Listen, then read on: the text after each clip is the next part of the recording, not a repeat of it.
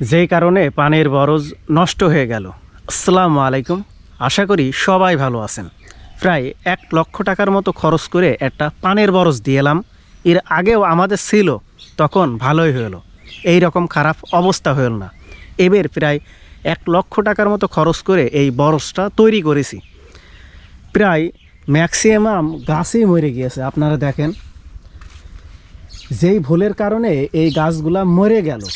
এখন অনেকেই আছেন যারা বরজ নতুন করে তৈরি করতে চাচ্ছেন, তারা এই বিষয়গুলো ভালো করে জানেন। কারণ আপনারা যদি এই সেম ভুলটা করেন, তাহলে পরবর্তীতে আপনাদের এই গাছগুলা মরে যাবে। যার কারণেই এই ভিডিওটা তৈরি করা। কারণ আমার যেহেতু 1 লক্ষ টাকার মতো লোকসান হয়ে গিয়েছে, আমি চাই না আমার কোনো অডিয়েন্স, আমার কোনো বড় ভাই, আমার কোনো ছোট ভাই তারাও এই ভুলটা করুক। আমাদের যাবতীয় তার বাঁশ চারিদিকে বেড়া দিয়ে যেভাবে ঘিরেছি, সব কিছুই ঠিক ছিল। এইগুলাই তেমন একটা ভুল ছিল না। আমাদের ভুল হচ্ছে এই পানের পড় কেটে নিয়ে এসে লাগানোটা।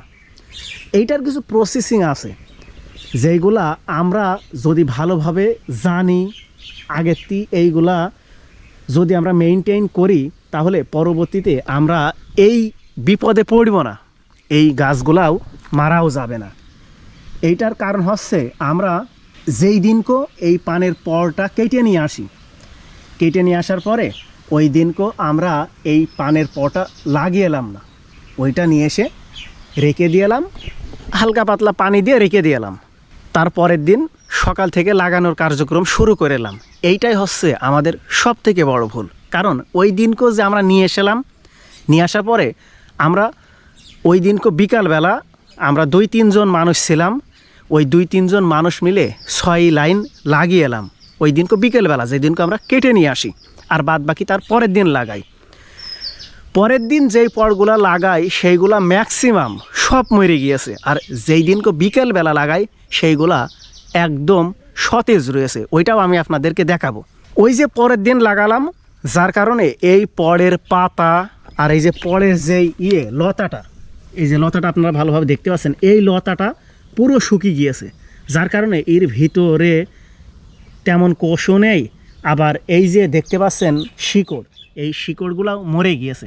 এই জন্য আমি, আপনি বা যেই হন না কেন, যেই এই বরজ ঘিরার মন মানসিকতা ভিতরে নিয়ে আসছেন, তারাই এই ভুলটা করবেন না। যেই দিনকে সকালবেলা পড় কেটে নিয়ে আসবেন, ওই দিনকে বিকেলবেলায় লাগিয়ে ফেলবেন। দিনের দিন যদি লাগান, তাহলে এক চুল আপনাদের এই পড়গুলা মরবে না।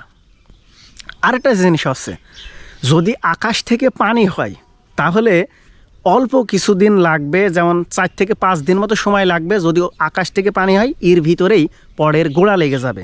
আর যদি পানি না হয়, তাহলে অবশ্যই আমাদের নিয়মিত পড়ের গোড়ায় পানি দিতে হবে, যাতে এই যে এই পড়টা, এইটা সবসময় ভিজা থাকবে, এর এই বডিটা পুরা ভিজা থাকবে। তাহলে এই পড়টা শুকাবে না, যার কারণে মরবে না। এইটা মাথায় রাখতে হবে। চলেন আমি আপনাদের ওই সাইডটা দেখাই, যেই সাইডটায় আমি পড় কেটে নিয়ে এসেই ওই দিনকে বিকেলবেলায় লাগিয়ে এলাম। যেই সাইডটায় আমি বিকেলবেলা লাগিয়ে এলাম, ওই সাইডটাই পুরো ঠিক আছে। আপনারা স্বচক্ষে দেখেন। চলেন ওই সাইডটা দেখি, যেই সাইডটায় আমি সকালবেলা পড় কেটে নিয়ে এসে বিকেলবেলা লাগিয়ে এলাম। এই দেখেন, এই সাইডটায় একটা পড়ও মরেনি, সব পড় একদম সতেজ রয়েছে। সব